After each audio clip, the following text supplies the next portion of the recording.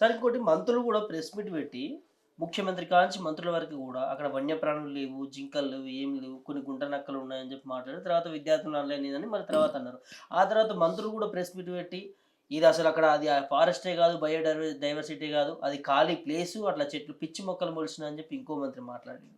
ఆ తర్వాత ఇంకో మంత్రి ఇదంతా కూడా ప్రతిపక్షాలు చేపిస్తా ఉన్నాయి విద్యార్థి సంఘాలతోని మా పైన బురద జల్లుతామని చూస్తున్నాయి. మేము డెవలప్‌మెంట్ చేద్దాం అనుకుంటున్నాం. మమ్మల్ని చేయనీయట్లేదు అని అంటా ఉన్నారు. ఎట్లా చూస్తారు ఈ వ్యాఖ్యలు? ఇప్పుడు వీళ్ళకి తెలిసి ఎట్లా మంత్రులైండ్రో, మరి వాళ్ళు ఎట్లా ఎమ్మెల్యేలైండ్రో గానీ, హ్మ్. ఇప్పుడు చట్టం పర్యావరణ చట్టం ప్రకారం అయితే, ఫారెస్ట్ డిపార్ట్‌మెంట్ చట్టం ప్రకారం, హ్మ్.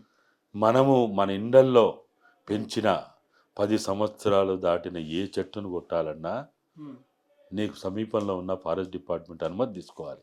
హ్మ్. నీ చేన్లల్లో ఉన్నాయనా, నీ రోడ్లెంట ఉన్నాయనా, హ్మ్. రోడ్డంట ఉంటది. ఆర్‌ఎండ్‌బీ వాళ్ళుంటారు. హ్మ్. ఆ! హ్మ్. లేకపోతే నేషనల్ హైవే కోసం ఇప్పుడు భూములు కేటాయించి భూములని ఆహ్, ఆ డెవలప్‌మెంట్ కోసమని, రోడ్ల అభివృద్ధి కోసం ఇచ్చినప్పుడు గూడా, హ్మ్. ఆ చెట్లను కొట్టాలన్నప్పుడు ఫారెస్ట్ డిపార్ట్‌మెంట్ అనుమతి తీసుకోవాలి. హ్మ్. ఆడ అంటే మనకేమైపోయిందంటే, అటవీ ప్రాంతం అవునా? ఇది రిజర్వ్ ఫారెస్ట్ అవునా? కాదా? హ్మ్. రిజర్వ్ ఫారెస్టే గాదు. హ్మ్. నువ్వు ఎక్కడైనా సరే హ్మ్. చెట్లను కొట్టాలన్నప్పుడు, చిన్న చెట్లంటే వేరు. ఒక 5 సంవత్సరాలకు కానీ 10 సంవత్సరాలు మించినటువంటి చెట్లను కొట్టాలన్నప్పుడు ఖచ్చితంగా ఆ! హ్మ్. ఫారెస్ట్ డిపార్ట్‌మెంట్‌కు సంబంధించిన ఇప్పుడు మండలాల్లో గూడా, నియోజకవర్గాల సమితిలలో గూడా ఫారెస్ట్ డిపార్ట్‌మెంట్‌కి సంబంధించినోళ్ళుంటారు. హ్మ్.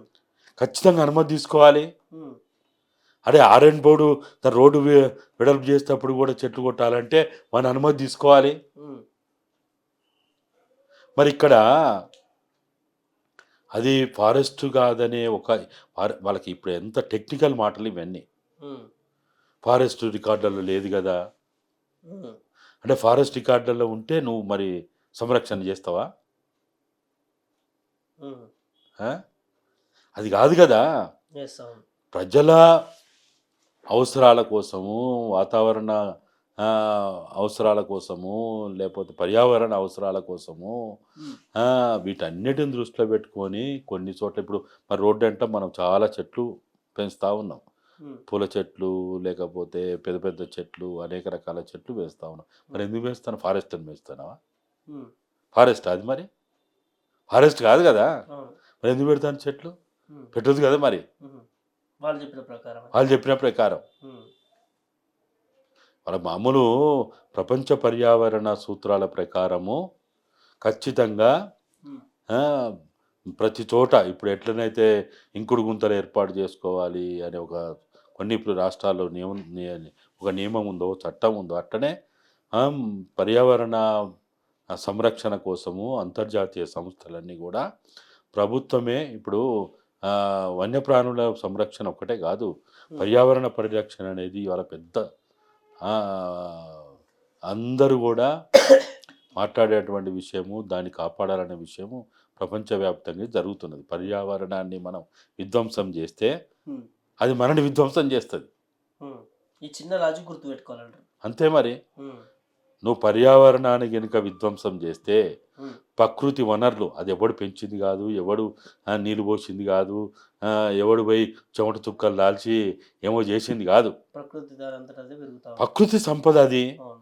ఆ ప్రకృతి సంపదని గనుక మనం విధ్వంసం జేస్తే, హ్మ్. అది ఖచ్చితంగా మనల్ని విధ్వంసం జేస్తది, వినాశనం జేస్తది. హ్మ్. ఓకే. ఫైనల్‌గా ఈ ప్రభుత్వం తెలంగాణ ప్రభుత్వము ఏదైతే ఇప్పుడు 16 తర్వాత మరి ఎట్లా యాక్షన్ ముందుకు ఒకవేళ పోతే ఎట్లా ఉండబోతుంది సార్? నిజంగానే మరి అందులో పరిశ్రమలు కావచ్చు, పెట్టుబడి పెడితే అక్కడ ఉన్నటువంటి విద్యార్థులు కావచ్చు, వాళ్ళందరికీ ఇప్పుడే ఆందోళన చేస్తా ఉన్నారు. ప్రభుత్వం నెగ్గుతదా? విద్యార్థులు నెగ్గుతారా? ఏం చేస్తే ప్రభుత్వానికి మీ సూచనలేంటి sir end of the day? అంటే మీరనుకోవడం అయితే ఇది ఒక నేషనల్ ఇష్యూ అయింది గాబట్టి, దీంట్లో అటు ఢిల్లీ కాంగ్రెస్ అధినాయకత్వం గూడా కొంత ఇన్వాల్వ్ అయింది గాబట్టి, హ్మ్. ఇప్పటికిప్పుడు మళ్ళా 16వ తారీఖు తర్వాత కోర్ట్ ఏమడిగింది ఇప్పుడు? రిపోర్ట్ సబ్మిట్ నిన్ననేమో హైకోర్టు రిజిస్ట్రార్‌ని 3 గంటల 45 నిమిషాల లోపు హ్మ్. ఒక ప్రైమరీ రిపోర్ట్, హ్మ్. ప్రిలిమినరీ రిపోర్ట్ ఇవ్వమని సుప్రీంకోర్టు అడిగింది. హ్మ్. హైకోర్టు రిజిస్ట్రారు అక్కడికి వెళ్ళి కొన్ని ఫోటోలు తీసి ఆయన అర్థం చేసుకునే కాడికి స్టడీ చేసిన కాడికి ఆయన రిప్లై ఇచ్చిండు సుప్రీంకోర్టుకి. దాన్ని బేస్ చేసుకొని అక్కడ జరుగుతున్నటువంటిది ఏదైతే ఉందో హైకోర్టు కూడా తప్పుదోవ పట్టించింది ప్రభుత్వం. ఒకవైపు ఇక్కడ జేసీపీలు నడుస్తుంటే, బుల్డోజర్లు నడుస్తుంటే ఏం లేదు, ఏం నడుస్తలే, ఏం లేవని హైకోర్టు కూడా తప్పుడు నివేదిక ఇచ్చారు. అయితే ఇప్పటికిప్పుడు సుప్రీంకోర్టు మళ్ళా ఇంత సీరియస్ ఇష్యూని వాళ్ళు దాన్ని కాపాడడానికి ప్రయత్నం చేస్తున్నా వాళ్ళకి వ్యతిరేకంగా ఒక నిర్ణయం తీసుకుంటుందని అయితే నేనైతే అనుకోవడం లేదు. ఎందుకంటే అది మనందరికీ తెలిసిన విషయం, కనపడుతున్న విషయం, అందులో అది ప్రైవేట్ వ్యక్తులకు ఇచ్చింది కాదు అది. అదొక పెద్ద నేషనల్ లెవెల్లో ఉన్నటువంటి ఒక యూనివర్సిటీ. అది దానికి ఎంతో అభివృద్ధి చేయాల్సిన అవసరం ఉన్నది. ఇవాళ భూమి పోతే వస్తుందా? మళ్ళీ ఎక్కడి నుంచి తీసుకోవాలి? భూమి అనేది మనం రేపు కొనగలుగుతామా? సమకూర్చుకోగలుగుతామా? కష్టం. కాబట్టి ఇప్పటికైనా ప్రభుత్వం పట్టింపులకు పోకుండా, పంతాలకు పోకుండా, అహంకారంతో, మూర్ఖత్వంతో, అనాలోచిత నిర్ణయాలు తీసుకోకుండా ఏదైనా ఒక పని చేస్తున్నప్పుడు, ముఖ్యంగా ఇటువంటి పనులు చేస్తున్నప్పుడు దానికి ముందు చాలా ప్రిపరేటరీ వర్క్ జరగాలి. ఆ ప్రిపరేటరీ వర్క్ జరగాలి. దానికి ప్రత్యేకమైనటువంటి కొంతమంది వ్యక్తులను కేటాయించి ఆ సమస్య వేరే రూపాలు తీసుకోకుండా ఉండడానికి ఇప్పుడు ఆల్రెడీ ఉస్మానియా చూసినాం, అది గొడవైందా? రాజేంద్ర నగర్ అగ్రికల్చర్ యూనివర్సిటీ చూసినాం, అది గొడవైందా? ఇప్పటికే రాజేంద్ర నగర్ యూనివర్సిటీలో అగ్రికల్చర్ యూనివర్సిటీ జరిగిన గొడవ చూసిన తర్వాతనైనా ప్రభుత్వానికి విద్యార్థులు తిరగబడతారు, విద్యార్థులు నిరసన తెలుపుతారు అని ఆలోచించాల్సిన అవసరం ఉండే. కానీ వాళ్ళకి ఏమైపోయిందంటే ఇక అదేదో అంటారు చూడు, నెత్తి మీద కళ్ళు వచ్చినాయి అన్న పద్ధతిలో ఉన్నారు. కానీ అక్కడ ఆ విధంగా జరిగిన అనుభవం వీళ్ళకే ఉంది. ఇక్కడ జరిగింది. అక్కడంటే సరే వాళ్ళు ఏదో హైకోర్టు కోసం అంటే ఏదో ప్రజలు కూడా ఏంటంటే సరేలే అన్నట్టు కొంతవరకు సానుకూలంగా కొంత అట్లుంది. కానీ తీసుకుపోయి నువ్వు ఎవరికో ప్రైవేటు వ్యక్తులకి, ప్రైవేట్ సంస్థలకి వ్యాపారాలు చేసుకోవడానికి నువ్వు అప్పచెప్తుంటే ఎట్లా ఊరుకుంటారు చెప్పండి? ఎవడు ఊరుకుంటాడు? రేవంత్ రెడ్డి సరే ఆయన భార్య, ఆయన పిల్లలో ఇప్పుడు ఈ సమయంలో వాళ్ళకు కూడా నెత్తికెక్కుంటుంది కాబట్టి వాళ్ళు అనలేరేమో. కానీ ఒక్కసారి ఈ మత్తులోంచి బయటకు వచ్చిన తర్వాత రేవంత్ రెడ్డి గుండె మీద చేసుకొని ఆలోచిస్తే ఇది ఎంత తప్పు అనేది ఆయనకి అర్థమవుతుంది. ఎవ్వరు చెప్పాల్సిన అవసరం లేదు. ఆత్మ పరిశీలన చేసుకోవాలంటారు. ఖచ్చితంగా. కాబట్టి ఇప్పుడు ఉన్నటువంటి మంత్రులు, ముఖ్యమంత్రి, ఎమ్మెల్యేలు అందరూ కూడా మీరు ప్రిస్టేజ్కి పోకుర్రి. మీరేదో ప్రతిపక్ష పార్టీలను చూపెట్టి, లేకపోతే ఇంకెవరినో చూపెట్టి మీరు అనవసరంగా తలబిరుస్తోటి మాట్లాడకుర్రి. బీఆర్ఎస్ మీద మీరు పొలిటికల్గా మీరు మాట్లాడదలుచుకుంటే మాట్లాడుకోండి. కానీ ఈ విషయాన్ని లింకప్ చేసి దీన్ని ప్రతిపక్ష పార్టీలు రెచ్చగొడుతున్నాయి, పలానోడు రెచ్చగొడతాడు, ఇవన్నీ అనవసరమైనటువంటి విషయాలు ఇవి. అరే ఇప్పుడు మా సమస్యగా వాళ్ళు భావించి విద్యార్థినులు ఎవడో రెచ్చగొడితే ఇన్ని రోజులు చేయరు. ఒక పూట చేస్తారు, 2 పూటలు చేస్తారు, ఏదో అవుతుంది. డబ్బులు ఇచ్చి చేపిస్తున్నారు, డబ్బులకు అమ్ముడు. ఇదంతా ఇంత బేకారు ముచ్చట్లు. ఆడ వాస్తవికతగా ఉన్నప్పుడు మనం ఉత్తనే మాట్లాడి నోరు వారేసుకొని రేపు ఇంకేది మాట్లాడినా వీళ్ళు అబద్ధం చెప్తారనే కాడికి వస్తుంది. మరి ఇదే ప్రభుత్వం విద్యార్థులతో మాట్లాడించే ప్రయత్నం ఎందుకు చేయలేకపోయింది ఇన్ని రోజుల నుంచి కూడా? అక్కడ గేట్ దగ్గర కూర్చొని లిటరల్లీ మేము కూడా పోయి రిపోర్టింగ్ చేసినాం సార్. చాలా బాధ అనిపించింది. నాకైతే మా భూములు మాకే కావాలని ఒక సాంగ్ ఉంటది కదా! అది పాడుకుంటూ వాళ్ళ ఆవేదన వ్యక్తపరిచిర్రు. మరి ఎందుకు ఇప్పుడు దుద్దిల్ల శ్రీధర్ బాబు కావచ్చు, బట్టి విక్రమార్క గారు కావచ్చు, వారు అదే యూనివర్సిటీకి సంబంధించినటువంటి పూర్వ విద్యార్థులు అని చెప్పి వాళ్ళు చెప్తా ఉన్నారు, ఆవేదన చెందుతా ఉన్నారు. మరి వెళ్ళే ప్రయత్నం ఎందుకు చేయలేకపోయింది ప్రభుత్వం? ఇప్పుడు హైదరాబాద్ సెంట్రల్ యూనివర్సిటీలో బయట యూనివర్సిటీలో ఎలక్షన్స్ లేవు కానీ ఆ! హైదరాబాద్ సెంట్రల్ యూనివర్సిటీలో స్టూడెంట్ ఎలక్షన్స్ కూడా జరిగినాయి. హ్మ్. ఆ స్టూడెంటు ఎన్నికల్లో గెలిచినటువంటి కమిటీ కూడా ఉంది. హ్మ్. వాళ్ళతో చర్చలు చేయొచ్చు. ఇప్పుడు మన విద్యార్థులతో చర్చలు చేయాలంటే, ఎవనితోటి చేయాలనా, కోన్కిస్క గానితోటి చేయాలనా, వాడెవడో, వీడెవడో, ఎవడో తోకతో తొండం లేనోడు హ్మ్. మాట్లాడితే వాళ్ళతోటి చేయాలని అనే పరిస్థితి లేదక్కడ. హ్మ్. అక్కడ వాళ్ళకి ఒక యూనియన్ బాడీ ఉంది. హ్మ్. అంటే ఎలక్టెడ్ బాడీ ఉంది. ఓకే. ఆ! ఫైనల్ వాళ్ళతోని చేయొచ్చుగా మంచిగా. అంటే యూనివర్సిటీ నిర్వహించినటువంటి ఎన్నికల్లో గెలిచినటువంటి ఆ! హ్మ్. ఒక యూనియన్ ఉందక్కడ. ఒక బాడీ ఉందక్కడ. ఆ! ఎలక్టెడ్ బాడీ అది. ఆ! నార్మల్ విద్యార్థి సంఘ నాయకులు కాదది. ఇటు బయట ఉన్న ఎవరో బయటోళ్ళు పీడిఎస్ అని, ఏఎస్ఎఫ్ అని, ఏఎస్ఎఫ్ అని, ఏబీపీ అని, ఆర్ఎస్ అని ఇంకా ఇట్లా కాదు. హ్మ్. ఎన్ఎస్యు అని కాదు. హ్మ్. అక్కడ హైదరాబాద్ సెంట్రల్ యూనివర్సిటీలో ఎన్నికలు జరిగినాయి. విద్యార్థుల చేత ఆ! ఎన్నుకోబడినటువంటి ఒక విద్యార్థి కమిటీ ఉంది అక్కడ. హ్మ్. వాళ్ళు అఫీషియల్ కాదు వాళ్ళు. హ్మ్. యూనివర్సిటీ వాళ్ళు రాటిఫై చేసినటువంటి కమిటీ అది. హ్మ్. వాళ్ళతోటి అఫీషియల్ టాక్ చేయొచ్చు నువ్వు. అదొకట. హ్మ్. అధ్యాపక వాళ్ళకి యూనియన్ కూడా ఉంది. హ్మ్. అధ్యాపకులు ఎవరైతే ఉన్నారో, టీచింగ్ స్టాఫ్ ఎవరైతే ఉన్నారో వాళ్ళకి కూడా ఉంది. హ్మ్. నీకు అన్నీ కూడా ఆల్రెడీ రెడీమేడ్‌గా నువ్వు మాట్లాడదలుచుకుంటే, చిత్తశుద్ధి ఉంటే ఆ! హ్మ్. అక్కడ అన్నీ కూడా ఆల్రెడీ నీకు అందుబాటులో ఉన్నారు వాళ్ళు. హ్మ్. నువ్వు పోయి వెతుక్కోవాల్సిన పని కూడా లేదు. హ్మ్. వాళ్ళతో నువ్వు డైలాగ్ చేయి. వాళ్ళని పిలుచుకో, మాట్లాడు. సెక్రటేరియట్ పిలుచుకుంటావా? లేకపోతే ఎక్కడికి పిలుచుకుంటావో పిలుచుకో. హ్మ్. అధ్యాపక బృందం ఉన్నది. వాళ్ళకో యూనియన్ ఉన్నది. వాళ్ళని పిలుచుకో. వాళ్ళకొక యూనియన్ సంబంధించిన నాయకులు ఉంటారు. వాళ్ళని పిలుచుకో. ఏమైతుంది?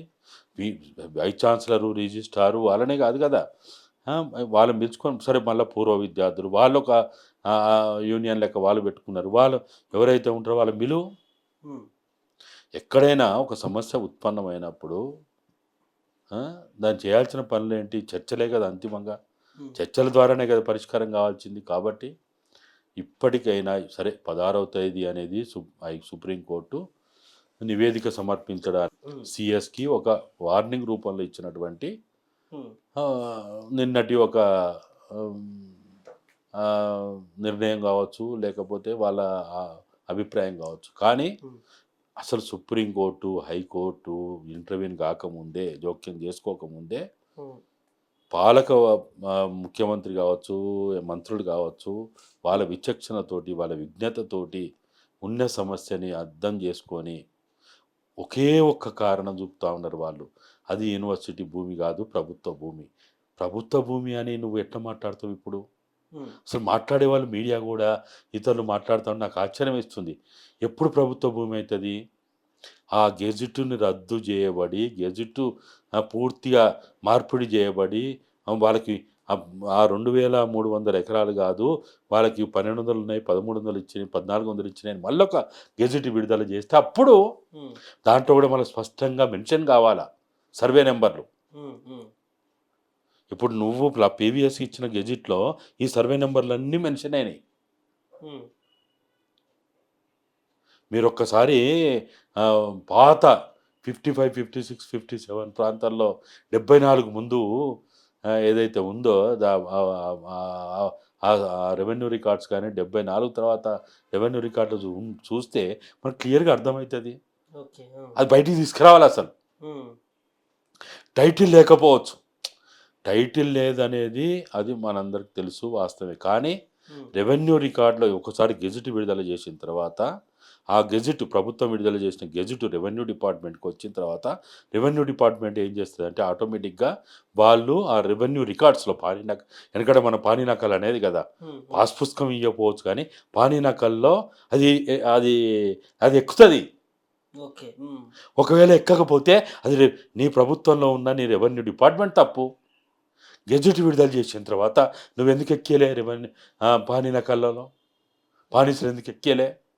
ఉమ్, నాకు తెలిసినంత వరకు ఎక్కించుంటారేమో. అయితే మనకున్నటువంటి చట్టాల ప్రకారం ఏందంటే గెజిట్ విడుదల చేసిన తర్వాత బాణీ నకల్లో ఉన్నప్పటికీ టైటిల్ డీడ్ అనేది మనకు మస్ట్ అన్నట్టు అది ఇవ్వాలి. ఇవ్వాలి. ఉమ్, అయితే నువ్వు అంటున్నావు కదా ఉమ్, ఇలా టైటిల్ డీడ్ లేదన్నావు. ఉమ్, ఆ? ఉమ్, మరి కన్స్ట్రక్షన్కి అనుమతులు ఎట్టిచ్చినావు? ఉమ్. దానికి కూడా కావాలి మరి. ఆ? వాళ్ళకి టైటిల్ లేకపోతే ఉమ్, ఆ భూమికి హక్కుదారుడు యూనివర్సిటీ కాకపోతే ఉమ్. నువ్వు కన్స్ట్రక్షన్కి అనుమతులు ఎట్టిచ్చినావు? మీరు చెప్పినట్టు చూస్తే పెద్ద నేరం అవుతుంది సార్ ఇది అసలు. అనుమతులు ఎట్టిచ్చినావు నువ్వు చెప్పు. ఉమ్, ఇవ్వద్దు కదా. ఉమ్, టైటిల్ లేనోడికి నువ్వు ఎట్టిచ్చినావు? ఉమ్, అప్పటి నుంచి ఇప్పటిదాకా 74 నుంచి ఇప్పటిదాకా వాళ్ళు కన్స్ట్రక్షన్ చేస్తూ పోతున్నారు కదా. మరి ఆ స్థానిక మున్సిపాలిటీ ఇప్పుడు జిహెచ్ఎంసీలోకి వచ్చి ఉంటుంది, వాళ్ళు అనుమతులు ఇచ్చింది కదా, మరి ఎట్టిచ్చినావు? ఉమ్. మొత్తానికి ప్రభుత్వం దీని మీద పునరాలోచన చేసుకోవాలని చెప్తారు అంతే సార్. ఖచ్చితంగా ఉమ్, ఖచ్చితంగా మీరు చేసిన పొరపాటుని, మీ పొరపాటుని, ప్రభుత్వ విభాగాలు చేసిన పొరపాటుని ఉమ్, సవరించి తక్షణమే ఇప్పటికైనా ప్రభుత్వము భేషజాలకు పోకుండా ఇప్పటికైనా ఉన్నటువంటి భూమిని సర్వే చేసి ఏ సర్వే నెంబర్ల భూమి అయితే ఇప్పుడు అన్యాక్రాంతం కాకుండా ఇతరులకు ఇవ్వకుండా ఉన్నదో దాన్ని మొత్తంగా హైదరాబాద్ సెంట్రల్ యూనివర్సిటీకి టైటిల్ లీడు వాళ్ళు టైటిల్ లీడ్ చేసుకుంటారు, రిజిస్ట్రేషన్ ఫీజు కట్టమంటే కడతారు. ఉమ్. కట్టించి వాళ్ళకి అప్పచెప్పాలనేదే మీ అభిప్రాయపడుతుంది. చూసారు కదా, హెచ్సికి సంబంధించి సెంట్రల్ యూనివర్సిటీకి సంబంధించి చాలా వరకు ఎక్కడ బయట తెలియని విషయాలు కూడా సార్ మనతో చర్చించారు. ఈ వీడియో పూర్తిగా చూడండి, మీకు క్లారిటీగా అర్థమవుతుంది. సో మరి ప్రభుత్వం పునరాలోచన చేసుకుంటుందా, లేకపోతే ఇదే విధంగా ముందుకు వెళ్తుందా? ఈ 16 తారీఖు తర్వాత మరి హైదరాబాద్ సెంట్రల్ యూనివర్సిటీకి సంబంధించి ఏం జరగబోతా ఉంది అనేది వేచి చూడాల్సినటువంటి అవసరం ఉన్నది. గాలైనా సార్ అయితే క్లియర్గా చెప్తా ఉన్నారు. గెజిట్ ఏదైతే అప్పుడు ఉన్నప్పుడు సెంట్రల్ గవర్నమెంట్ కావచ్చు ఈ విడుదల చేసినటువంటి దాన్ని దీన్ని మళ్ళీ వీరు పునరాలోచన చేసుకొని మళ్ళీ ఇంకో గెజిట్ ఇస్తారా, దాన్ని రద్దు చేస్తారా అనేది దాని మీద చర్యలు తీసుకోకుండా డైరెక్ట్గా వేరే కార్పొరేట్ శక్తులకి ల్యాండ్ ఇవ్వడం అనేది కరెక్ట్గా చట్టరీత్యా నేరం అంటూ కూడా వారు చెప్తున్నటువంటి అంశాన్ని చూస్తా ఉన్నాం. మరి చూడాలి ప్రభుత్వం ఎలాంటి నిర్ణయం తీసుకుంటుందా అనేది వేచి చూడాల్సినటువంటి అవసరం ఉన్నది. వీడియో జర్నలిస్టు శివతో ప్రభాకర్, టీవీ, హైదరాబాద్.